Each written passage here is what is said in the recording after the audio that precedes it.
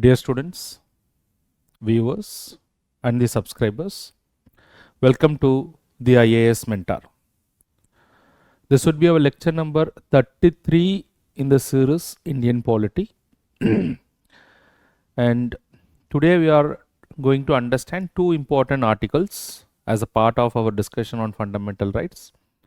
That is right to education, that is guaranteed under Article 21A of the Constitution, and the right against detention in certain cases, which is guaranteed under Article 22 of the Constitution. Both are very, very important fundamental rights. And once we are done with this particular fundamental right, we'll be done with the second theme of fundamental rights, that is right to freedom. Already we have covered the right to equality, where you have covered from Article 14 to Article 18, and then now we are in the process of completing from Article 19 to Article 22. For those viewers and students who are watching this particular lecture, you have not listened to the previous lectures, you can go back to the previous lectures. But I would suggest all the viewers, those who are preparing for the examination or the students who are preparing for the examination, to watch all the lectures in a particular order. Because the way this entire series is designed is one lecture is related to another lecture, and it is linked as a chain or as a loop. So once you follow the order, it will be extremely beneficial for you to have an understanding. For the experienced candidates, probably you have already spent some time in the examination. Maybe if you have already prepared your foundation and all those things, you can selectively watch. But for you also, probably if you follow the order, probably it is going to give you a lot of benefit. But definitely for the freshers, the new students, you will have to watch it in an order so that you have a proper understanding of the subject Indian polity. As I already stated, the objective of this particular series is to provide a proper idea on the subject Indian polity, a comprehensive knowledge in the subject Indian polity. And in the process, we will also touch upon the important books. You don't have to worry about a specific book. The important books for UPSC preparation will be covered as a part of this particular series, which we will understand, of course, once I complete the entire series as we will proceed. And this series will go on for a few more months by the time I'll complete this particular series, and where I'm trying to cover all the areas relevant to both prelims as well as mains, especially for the UPSC candidates. And also it will be useful for the students who are preparing for various state public service examination as well. All right. So with that, I'll get into the next important article, that is Article 21A of the Constitution. In the previous lecture, we have completed Article 21 and the applications of Article 21. We have seen some of the rights like right to privacy, we have seen euthanasia, decriminalization of section 377 of IPC. All those things has been discussed. So if you want, you can go back and you can watch those videos.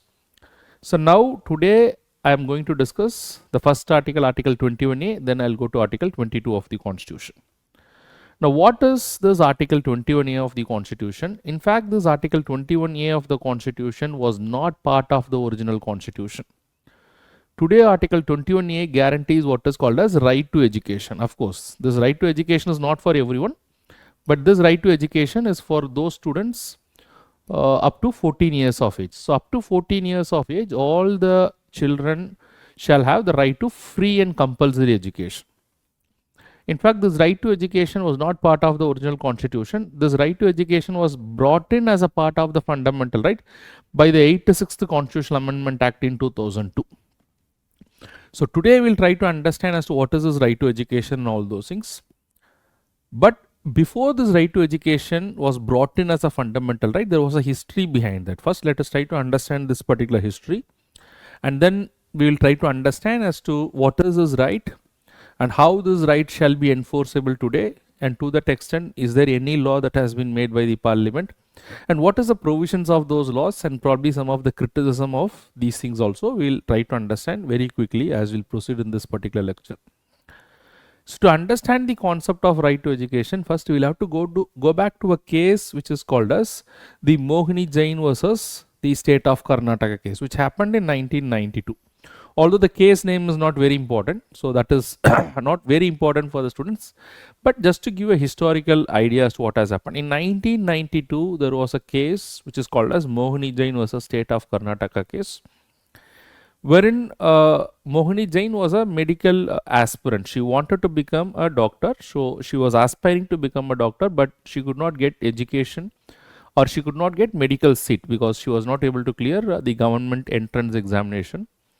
So then she appeared for various private colleges and qualified in some of the entrance that is done by one of the private college. But then she was also denied the seat because she was not able to pay the fees that was asked by the medical college. So subsequently, Mohini Jain has to challenge this in a court of law. And in the case, the Supreme Court declared that right to education is a fundamental right implied under Article 21. So just because somebody is not able to pay the fee, they cannot be denied as to what is called as right to education.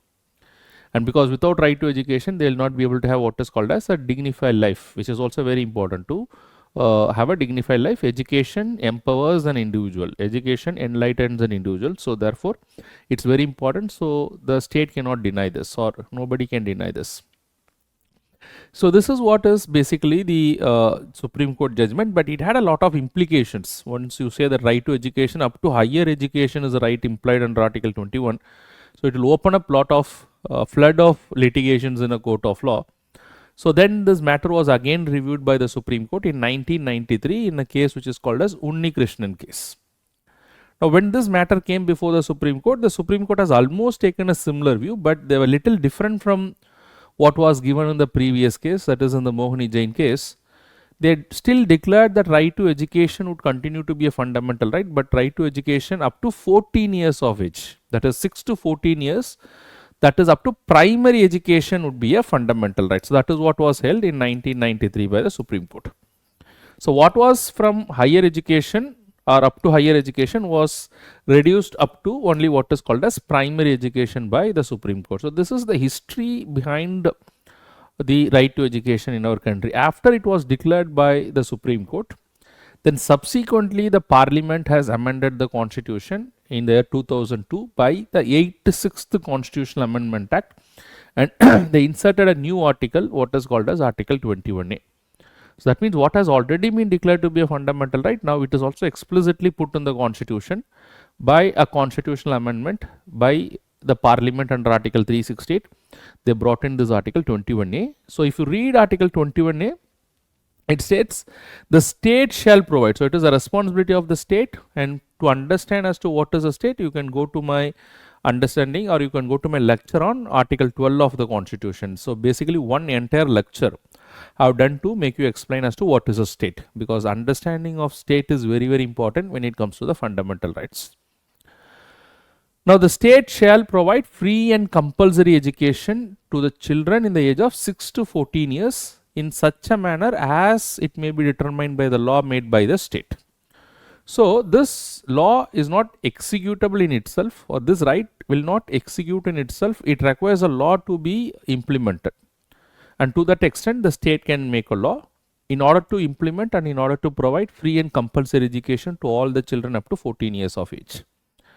So this is the article that is now guaranteeing free and compulsory education to all the children up to 14 years of age. Now subsequent to this amendment, that is the 86th Constitutional Amendment Act, which brought in this Article 21A, then as I already said that the right to fundamental right, though guaranteed, how are you going to implement this right to education to the children? How are you going to make sure that every child in the age of 6 to 14 years will get the right to education? And for that we'll have to implement this, and to implement this you need to have a law. And that is why to implement this article and thereby each and every child is getting right to education in our country, the Parliament has enacted what is called as the Right to Education Act. The Right to Education Act was brought in 2009, and by that law today the right to education is getting implemented in our country. So we'll have to understand some of the basic provisions of this Right to Education Act 2009. So this is basically a law that was enacted to implement what is called as right to education in our country. So if you see the provisions of Article 21A, you will understand that Article 21A provides for a lot of rights that is guaranteed under Article 21A. So what are the lot of provisions under Article 21A is very important. So what is guaranteed under Article 21A and which gets implemented by way of what is called as the Right to Education Act? So today this Right to Education Act, if you see, it basically provides first thing is free and compulsory education to all the children up to 6 to 14 years. And it not only provides for free and compulsory education, it also provides basic infrastructure to be maintained in all the schools, including the government schools. And apart from the basic infrastructure to be maintained, it also makes sure that there should be certain level of teacher to student ratio. So the teacher to student ratio should be of certain limit, so that has to be managed. So in order to provide quality education to the children. And most importantly, the law also allows for what is called as 25% reservation for the disadvantaged sections, even in the private educational institution. So if any child wanted to get educated in a private educational institution, and up to 25% of the seats, every private schools has to reserve the seats from the people from the disadvantaged sections. And who would be considered to be disadvantaged sections will be determined by the notification issued by the concerned state government. But however, usually people from the poor economic criteria or from the depressed classes, they'll all consider to be what is called as the disadvantaged sections. And apart from all these things, one important aspect of this Right to Education Act is also the Right to Education Act provides for what is called as no detention policy. I'm sure that most of you might have heard about as to what is this no detention policy. So no detention policy is a principle where the child shall not be detained. When I say the child shall not be detained, that whether the child pass in the final examination, in the annual examination, or whether the child fails to qualify in the annual examination, it does not make any matter. It does not matter. The child will automatically get promoted to the next standard. And that's basically what is called as no detention policy, in order to avoid any stigma, in order to promote every child to come to the school. Because one of the reason as to why there is a lot of dropouts in our country is because of the fact that they fail to pass in the annual examination and then they don't go to the school because of the fear of stigma. So in order to avoid that, in order to make sure that every child is getting education up to 14 years of age, there was also a policy which is called as no detention policy. But however, one of the drawback of this no detention policy, on one hand, the idea is that to retain the children in the school. So therefore, everybody gets education up to 14 years. But the biggest drawback of this no detention policy was the outcome of education was reducing over a period of time. The outcome of education was not very good. The people or the students who are in the fifth grade or in the 6th grade, they are not having the basic numeracy skills. They are not having the basic language skills. Because they know that anyways they will pass whether they do well in the final examination or not. So that turned out to be a very big drawback of this no detention policy. So today this no detention policy has been amended a little, and to that extent the state has authority to detain the child in the 5th standard and in the 8th standard. So they can detain the children provided that their performance is not good in the final examination. But however, before detaining them, one more opportunity will be given to the child, and subsequently if the state wants, they can detain it. To that extent, the no detention policy has been amended. But however, despite all those things, even today, the implementation of the Right to Education Act is a big challenge because of infrastructural issues, because the government is still not able to manage the teacher to student ratio. The reservation in the private educational institutions were not getting implemented properly because of the stigma issues.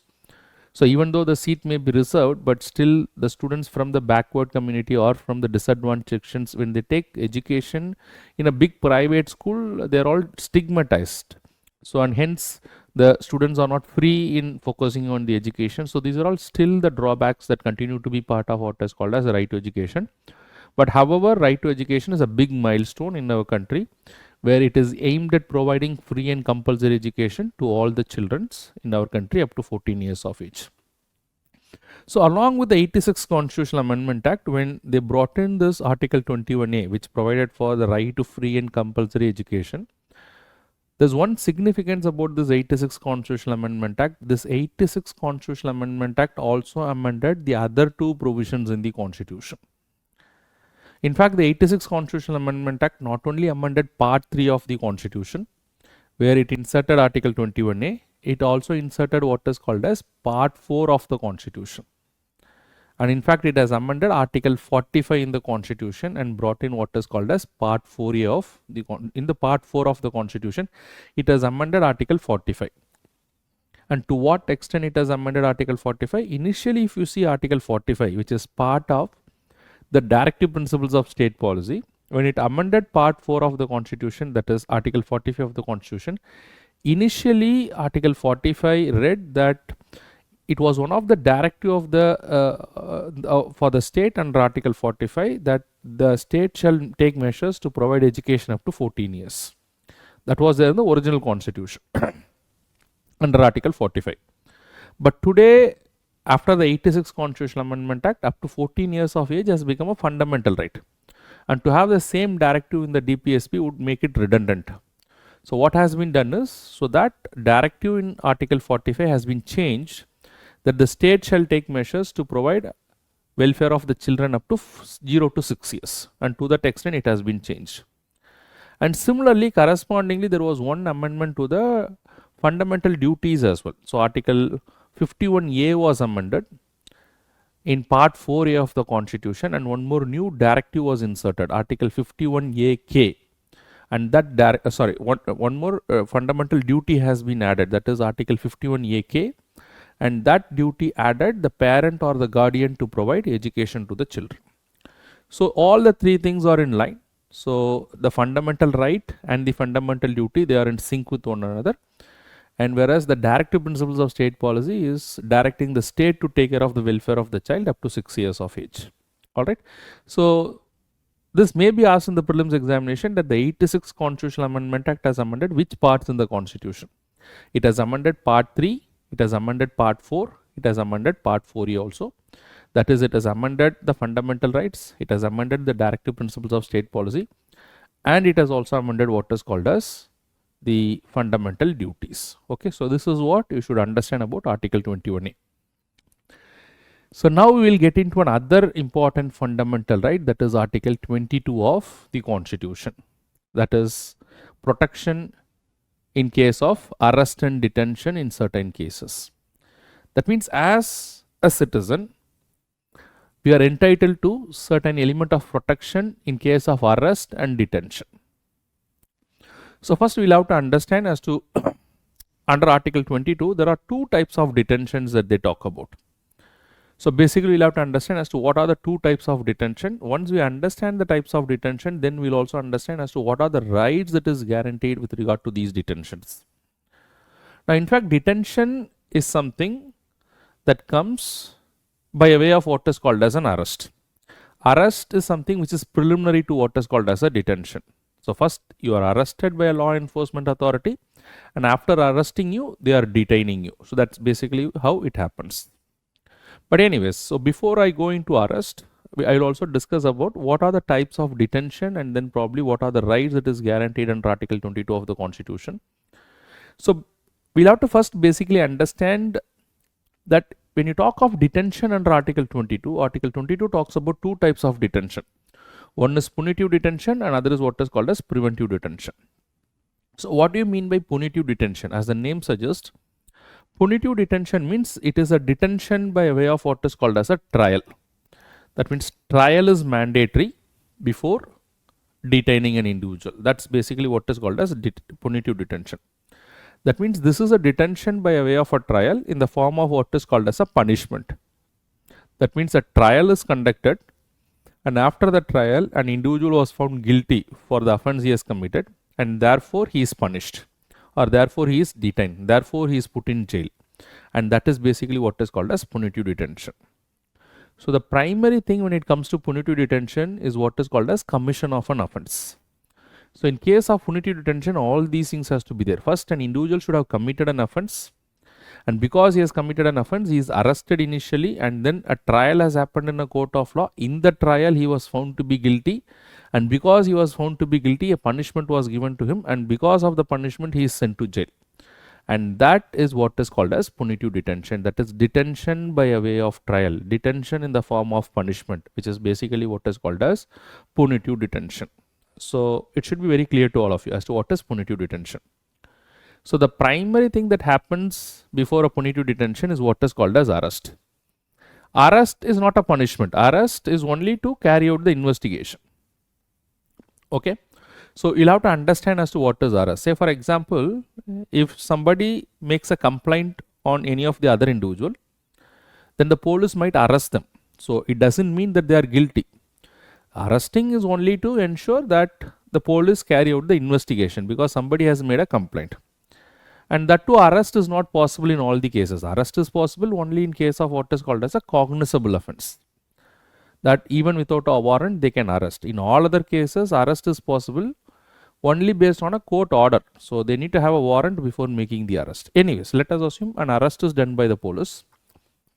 Now, in case of Article 22 of the Constitution, Article 22 says that the arrest that happens before punitive detention, because punitive detention is detention by way of a trial, that after the judge pronounces that an individual is guilty, after the trial is over, then only they can be sent to jail, and that is what is called as detention. That is punitive detention, detention by way of a trial.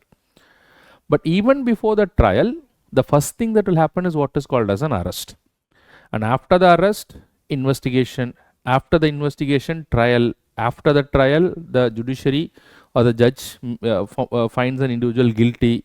And after the guilty, he is sent to jail. And that is basically punitive detention. So the first thing that happens is what is called as arrest.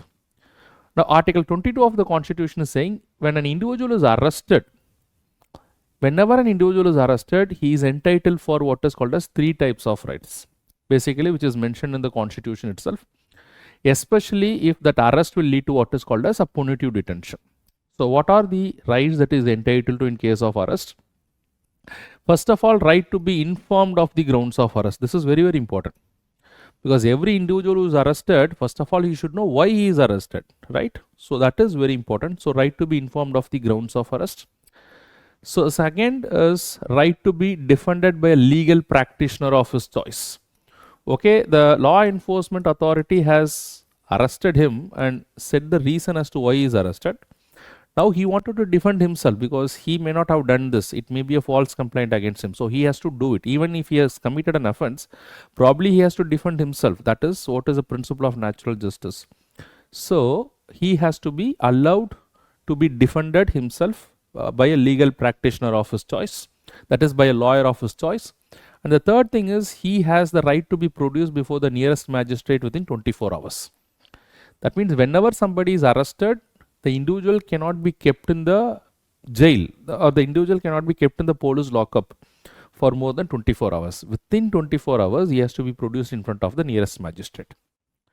So these are all the basic right that is available to him in case of what is called as arrest. So try to understand this. These are all the fundamental rights that is available in case of what is called as an arrest.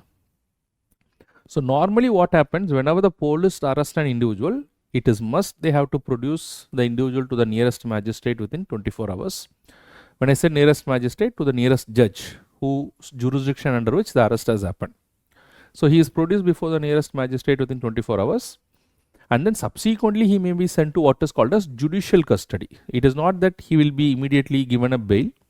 Most of the cases he is immediately given a bail, but sometimes the police might request the judge that to investigate the individual who is arrested, they need more time. So on depending upon the case, depending upon the requirement, sometimes the custody might get extended. But however, they will not be placed in what is called as police station. So normally within 24 hours, they have to be produced before the magistrate. And once they are produced before the magistrate might still extend the custody of that individual, and that is basically what is called as judicial custody. So beyond 24 hours, once they are produced in front of the judicial magistrate, and still if they are remanded, then that is basically what is called as judicial custody. In case of judicial custody, they will not be in what is called as the police lockup. So basically they will be in judicial custody under the protection of the judicial magistrate, which means in this case an individual can be still kept in the custody of the law enforcement authority, but under the supervision of the judicial magistrate, in order to prevent any form of harassment to the individuals, in order to prevent any torture to that particular individual. So during the judicial custody also, the investigating authority, say the police, can make interrogation, can ask questions, can investigate, but with the permission of the judicial magistrates. That's basically what is called as judicial custody. So it can be for 7 days, it can be for 15 days, and it can be as many days as the law authorizes. And once the investigation is over, so basically this judicial custody is to ensure the law enforcement agency to investigate that particular individual. Now, once the investigation is over, once the police have found out whatever they want to find, and once they file the charge sheet means basically the police is making a report on the particular case and filing it in front of the judiciary. Now, once they have framed the charge sheet, then mostly this individual will be given a bail because now the investigation is all over. Now, most of the cases he is granted a bail and then the individual will be free, he can be outside, a conditional bail will be given, then the trial will continue in a court of law. So now what happens is trial. So trial is basically that the person who is an accused, he will argue that he has not committed the offence. The prosecution, which is basically the state, will argue that the accused has committed the offence. And to that extent, both the parties will provide evidences to the court. And this process is what is called as trial. And after the trial, it is for the judiciary to either give punishment to the individual or set the individual free. There are two things that can happen in this stage. Either the individual is convicted in a court of law or the individual is acquitted. If the judiciary finds evidence that the individual has committed the offence, then the punishment might be given to the individual. Or if the court is not convinced that the individual has done the offence, then the individual may be acquitted, then he may be freed. In case after the trial, if he is convicted, then a punishment is given to the individual. It can be 2 years, 3 years, 5 years, as per the law, whatever may be the punishment. Then that is what is called as punitive detention. So at this stage, he gets what is called as punitive detention. That is detention by way of a trial. And basically, it is a punishment that is given to him for the offence he has committed. So that is basically what is called as punitive detention. So the first thing that happens in punitive detention is arrest. And in case of arrest, 3 rights are given. That is right to be informed of the grounds of arrest, and then right to be allowed to be defended by a legal practitioner of his choice, and then of course to be produced before the nearest magistrate within 24 hours. And then after that, probably judicial custody, and then after that, trial in a court of law. If the punishment is given, then it becomes what is called as punitive detention. So this is what you'll have to understand with regard to what is called as punitive detention. Now this punitive detention, if it happens by way of an arrest, now these rights are available, but to whom these rights are available? These rights are available to not only to the citizens but also to the aliens. Even the aliens who are arrested in our country, they also have this particular right, except for an enemy alien. This is what basically you'll have to understand. So who does not exercise all these rights? An enemy alien does not exercise all these rights. So who is an enemy alien? The Constitution does not define as to who is an enemy alien, but who is an enemy alien? An enemy alien is a citizen of a foreign country who is right now in India, with which India is with war. Suppose, say for example, India is in war with China. A hypothetical example. Let us assume. And those citizens of China who is staying in India at that point of time would be considered to be an enemy alien. So enemy alien does not exercise all these rights, but however these rights may be given to a normal alien but not to an enemy alien. So one exception who may not exercise all these rights is an enemy alien. So is there any other category of people who may not exercise these rights under the arrest? See, the other type of people who may not exercise these rights is somebody who's taken into what is called as preventive detention. So all these things that you have discussed is not available to an enemy alien in case of arrest, and also somebody who's taken into what is called as preventive detention. So that we'll have to understand as to what is preventive detention. So what you have understood with regard to punitive detention means detention by way of a trial. But on the contrary, what is a preventive detention? A preventive detention means detention without a trial. What do you mean by detention without a trial? Somebody is detained But there is no trial. Why there is no trial? Because the individual has not committed any offense. Now you can ask me how an individual can be arrested without even committing an offense. Yes, there is a possibility. There is a possibility that if that individual is not detained by the law enforcement agencies, that individual might do something that may go against the interest of the state, that may go against the interest of the public order, that may go against the interest of the security of our country, that may go against the sovereignty and integrity of India. So the state might have some intelligent input or intelligence input, and based on which they may know that the individual is going to do something, and before he does that, he is taken into custody, and that is basically what is called as preventive detention. So preventive detention is mainly precautionary in nature. Preventive detention is majorly preventive in nature. And because the individual has not done any offense in the first place, there is no trial in the first place, because the trial is to see whether somebody has done the mistake or not. But here the individual has not done anything. So merely on a preventive basis or a precautionary basis, somebody is arrested. And that is basically what is called as preventive detention. So what is the difference between punitive detention and preventive detention? Punitive detention means detention by way of a trial, whereas preventive detention is detention which is precautionary in nature, which is preventive in nature. There in punitive detention, it happens after the commission of the offense. Here the offense has not been committed, because even before that the individual is arrested. So now even in case of punitive detention or even in case of preventive detention, there are certain safeguards in the constitution. That is again very important.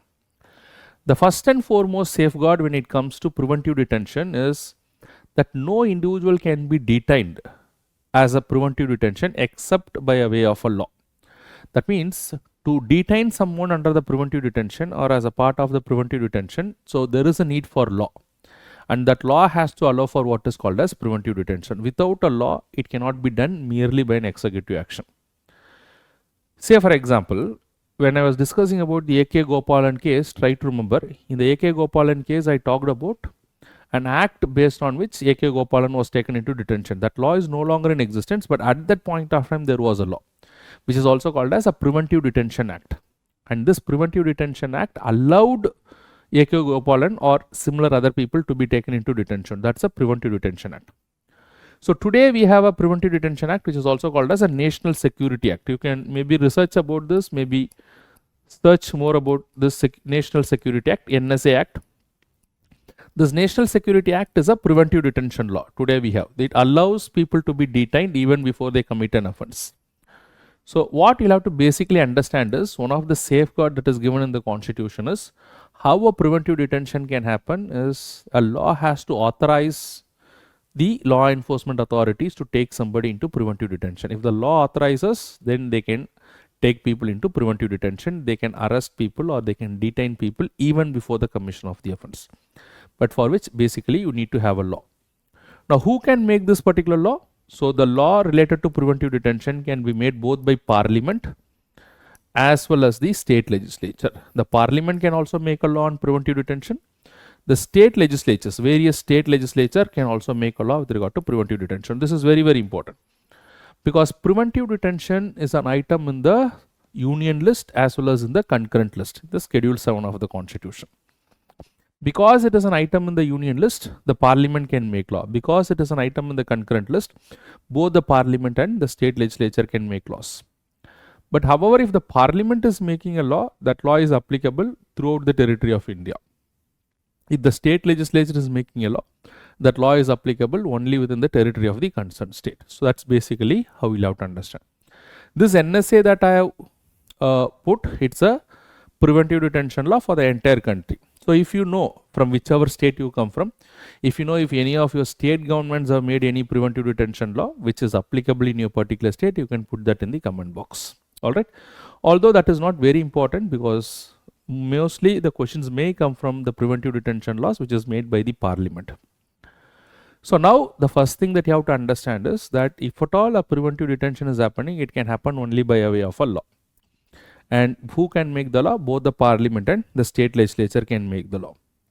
Now whenever an individual is taken into preventive detention, normally he should be informed of the reason as to why he is detained as soon as possible by the authority who is detaining him. That is the Constitution is saying. But however, this is very important. So normally whenever somebody is detained, he may be informed of the grounds as to why he is detained. But however, this is very important, in public interest, the detaining authority may not disclose full information or may not even disclose him as to why he is detained. So this clause is there in the constitution which allows the detaining authority not to disclose the reason in public interest if the detaining authority, which is basically the state, it feels that disclosing this reason would amount to something which is going against the public interest, and hence for this particular reason they may not even disclose the reason. So while the reason should be disclosed, but it can be withheld by the state in what is called as a public interest. And in case if the reason is given, then the person who is detained can make a representation to the authority as to probably there is a misunderstanding on the part of the government. He can make his own representation, and based on this particular representation, the government might decide further as to what should be the course of action. So these are all some safeguards which is given in the constitution itself with regard to what is called as preventive detention. Apart from this, whenever an individual is detained, I have said that the detention can happen only by a way of a law, and whenever an individual is detained, the constitution also makes it clear that detention cannot be beyond a period of 3 months. So how long an individual can be detained under the preventive detention, because he has not committed any offense in the first place.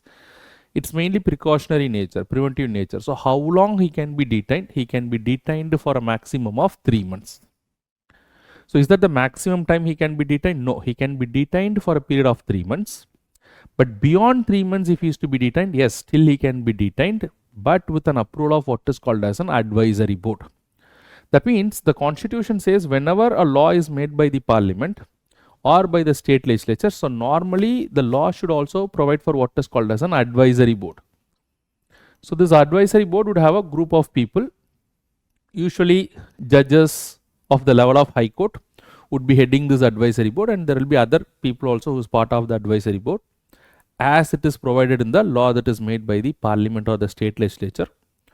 So normally the constitution is saying whenever somebody is detained, they shall not be detained more than 3 months. But however, if they are to be detained beyond 3 months, the state or the detaining authority can put this case in front of the advisory board and ask for more detention. And if the advisory board allows for further detention, they can even be detained beyond a period of 3 months. So if you look into the safeguard that is given in the constitution, it is saying that the normal detention under preventive detention laws can be 3 months. But however, can it be extended further? Yes, it can be extended further even beyond 3 months with approval of what is called as advisory board. And that advisory board is usually having a group of people which is usually headed by a retired judge of high court. And with their approval, they can be detained even beyond a period of 3 months. And how long they can be detained? Although they can be detained beyond a period of 3 months, but their detention cannot be beyond a period of the maximum time that is authorized under this particular law. For example, if you see the National Security Act, the National Security Act allows a maximum detention of 1 year, not more than that. And it may vary from law to law. But in case of National Security Act, the maximum detention is only for a period of 1 year. So if somebody is detained under the National Security Act, the initial detention can be for 3 months. And beyond 3 months, can they be detained? Yes. Beyond 3 months, they can be still detained, but with approval of the advisory board. But even if the advisory board gives approval, how long they can be detained? They can be detained beyond 3 months up to a maximum of 1 year. Beyond 1 year, nobody can be detained if they are detained under the preventive detention, if they are detained under the National Security Act. So similarly, different preventive detention laws may provide for different duration of detention. So nobody can be detained beyond the duration under which they were detained, or nobody can be detained beyond the duration what the law prescribes, under which law they have been detained in the first place. That is a basic understanding you should have. So these are all the broader understanding and the constitutional provisions with regard to what is called as preventive detention in our country. And one last information probably that you'll have to keep in your mind when you talk of preventive detention is also that the preventive detention laws today is subject to a lot of criticism, because you see the provisions of the preventive detention in the constitution itself, that the individual may be detained even before commission of the offense, and of course they can be detained up to 3 months even without telling the reasons in public interest. So these are all the provisions that the critics say that it can be misused by the state if the state want to misuse it. And that is why there's a lot of criticism that is also surrounding this preventive detention laws in our country. So try to have an understanding of all these things, very, very important. So you should be very clear as to what is the difference between a preventive detention and what is a punitive detention, and what are the rights that is guaranteed in case of punitive detention, what are the rights that is guaranteed in case of preventive detention, what are the exceptions in case of punitive detention. So what is judicial custody, how is it different from police custody? So judicial custody is a custody after the magistrate have taken cognizance of the case. Police custody is usually after the arrest has happened for the first 24 hours in case of punitive detention. So these are all the basic areas where UPSC can ask you question and can be asked in the other examinations also. So with that, we'll just move to the next part of the discussion, which is basically a practice question. So look into this particular practice question. So try to answer this question. Which of the following right is not covered under the theme right to freedom? So which of the following is not covered under the right to freedom, which is basically from Article 19 to Article 22. So right to freedom of speech and expression, abolition of untouchability, right to education, protection against arbitrary detention. So which is not covered under the right to freedom? So if you know the answer, you can put it in the comment box. I'm quite sure this is a very simple question. Most of you might know the answers. You can put it in the comment box. So far what we have covered, so we have covered two important themes in the fundamental rights. One is right to equality from Article 14 to Article 18. And then we also covered what is called as right to freedom, which is from Article 19 to Article 22. So try to go through all these lectures in a particular order, so it will give maximum benefit to all of you while following this particular series. So moving forward, we'll cover the remaining themes as a part of the fundamental rights. We are left with right against exploitation, right to freedom of religion, cultural and educational rights of minorities, and right to constitutional remedies. We'll touch upon all these things, and I'll also touch upon briefly about the right to property. Although it is no longer a fundamental right, but you should have an idea as to what these things were when they were a part of the fundamental rights before 1978, before the 44th Constitutional Amendment Act. So we'll discuss all those things gradually as we'll move through this particular series.